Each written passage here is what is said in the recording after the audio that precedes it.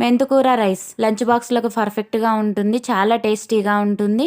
మెంతికూర తినని వాళ్ళు ఇలాగ మెంతికూర రైస్ ట్రై చేయండి. చాలా టేస్టీగా ఉంటుంది. ఎలా చేయాలో చూపిస్తాను, వచ్చేయండి.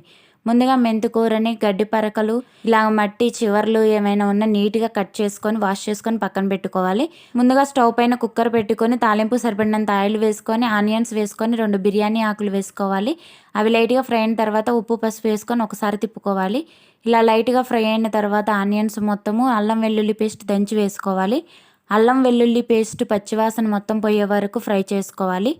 ఇప్పుడు ఆ పచ్చివాసన అంతా పోయిన తర్వాత మనం కడిగి పక్కన పెట్టుకున్న మెంతికూరని వేసుకోవాలి. మెంతికూర తినని వాళ్ళ కోసం ఇదైతే పర్ఫెక్ట్‌గా ఉంటుందండి. మెంతికూర రైస్ చాలా టేస్టీగా ఉంది. మెంతికూర ఆరోగ్యానికి కూడా చాలా మంచిది. ట్రై చేయండి. లంచ్ బాక్స్‌లోకైనా పిల్లలు మెంతికూర ఇష్టపడరు కదండి డైరెక్ట్‌గా కర్రీ తినడానికి. ఇలాగ రైస్ చేసి పెట్టండి. ఆ ఫ్లేవర్ అనేది అంతగా తెలియదు కాబట్టి పిల్లలు కూడా మెంతికూర తిన్నట్లు ఉంటుంది. ఇంకా ఆరోగ్యానికి కూడా చాలా మంచిది. ట్రై చేయండి. మెంతికూరని లైట్‌గా పచ్చివాసన పోయే వరకు ఫ్రై చేసుకున్న తర్వాత కారము, మసాలా పొడి వేసుకొని ఒకసారి బాగా కలిపి తిప్పుకోవాలి. బిర్యానీ మసాలా ఉంటే యాడ్ చేసుకోండి, లేదంటే స్కిప్ చేయండి. అంత ఇంపార్టెంట్ ఏం కాదు. నేను ఉందని వేశాను. ఇంక ఇది లైట్‌గా ఫ్రై అయిన తర్వాత మనం తీసుకున్న బియ్యాన్ని బట్టి కొలతను బట్టి వాటర్ పోసుకోవాలి. నేనైతే 3 గ్లాసుల బియ్యం తీసుకున్నాను. 3 గ్లాసుల బియ్యానికి 6 గ్లాసుల వాటర్ పోస్తున్నాను. నార్మల్ బియ్యం అయితే అట్లా పోయాలండి. 1 గ్లాసు బియ్యానికి 2 గ్లాసులు వాటరు. లేదా బిర్యానీ రైస్ ఉంటుంది కదా, దానికైతే 1 గ్లాసు బియ్యానికి గ్లాసున్నర వాటర్ పోస్తే సరిపోతుంది.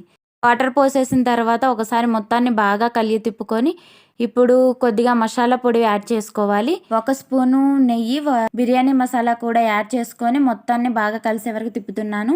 నెయ్యి అనేది ఫ్లేవర్ కోసం వేస్తున్నానండి. చాలా టేస్టీగా ఉంటుంది నెయ్యి వేస్తే. ఇప్పుడు మూత పెట్టేసి ఒక 3 విజిల్స్ వచ్చే వరకు అలానే ఉంచేసుకోవాలి. 3 విజిల్స్ వచ్చిన తర్వాత స్టవ్ ఆఫ్ చేసుకొని విజిల్ మొత్తం పోయే వరకు ఉంచేసుకొని తీసేసుకోవడమే. చాలా టేస్టీగా ఉంటుంది మెంతికూర రైస్. ఒకవేళ మెంతికూర పచ్చడి, మెంతికూర కర్రీ, అసలు మెంతికూర తినడమే ఇష్టం లేని వాళ్ళైతే ఈ మెంతికూర రైస్ వండుకొని తినండి. చాలా టేస్టీగా ఉంటుంది. లంచ్ బాక్స్లోకి అయితే పర్ఫెక్ట్గా ఉంటుంది. పిల్లలు కూడా తింటారు.